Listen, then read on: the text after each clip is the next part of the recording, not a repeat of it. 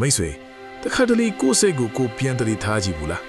ငင်းငင်းလေးနေခြင်းပဲမဲ့ဘလို့မှနေလို့မရတဲ့အချင်းတွေရှိတယ်မလားစာအုပ်ဖတ်မယ်လို့ပြန်လိုက်တာနဲ့ရုတ်တရက်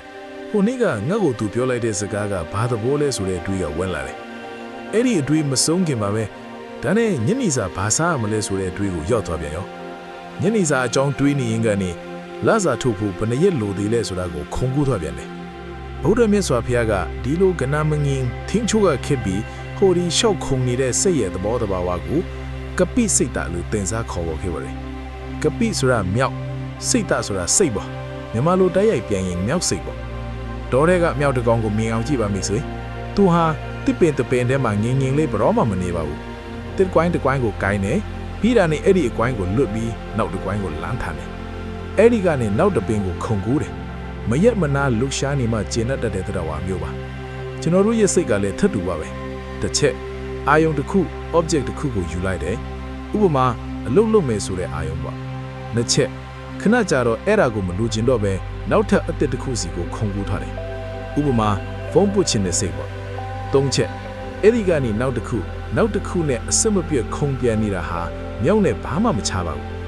ခေတ်စစ်စိတ်ပညာမှာလဲဒါကို monkey mind လို့တွင်ကြွသုံးလာကြပါတယ်သူတေသနာတွေအရလူသားတွေဟာနိုးကြားနေတဲ့အချင်းရဲ့48%လောက်ကိုစိတ်လွင့်ခြင်းလို့ခေါ်တဲ့ mind wandering နဲ့ကုံဆုံးစေတယ်လို့ဆိုပါတယ်ဆိုလိုတာကမိတ်ဆွေရဲ့ဘဝတဝက်နီးပါးကလက်ရှိရောက်နေတဲ့နေရာမှာမရှိပဲစိတ်ကူးရင်ကဘာထဲမှာမြောက်တကောင်လို့ရှောက်ခုန်နေတာနဲ့ကုံဆုံးသွားတာပါဒါဆိုရင်မိတ်ဆွေကမေးစရာရှိလာမယ်ဘာလို့ငါတို့စိတ်ကမြောက်လို့ဖြစ်ရတာလဲ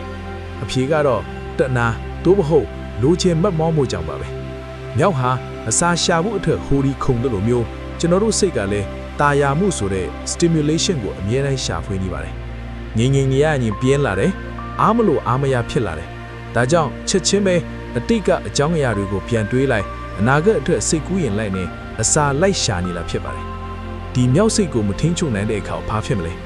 မြောက်ကတစ်ကွိုင်းလွတ်သွားရင်ပြုတ်ကျတဲ့လူမျိုးကျွန်တော်တို့လည်းအတွေးတွေများပြီးညဘက်မှာအိတ်မပြော်တာအာယုံစူးစိုက်မရတာစိတ်ပြင်ပန်းနွမ်းနေတာတွေဖြစ်လာတော့တာပါပဲဒါပေမဲ့မိတ်ဆွေဝမ်းသာစရာသတင်းတစ်ခုရှိပါတယ်ကို့မှာမြောက်စိတ်ရှိနေပါလားလို့တိလိုက်တာဟာ awareness ဟာကုသခြင်းရဲ့ပထမဆုံးအဆင့်ပါပဲလူတော်တော်များများကကိုယ်စိတ်မြောက်ဖြစ်နေပါတော့မတိကြပါဘူး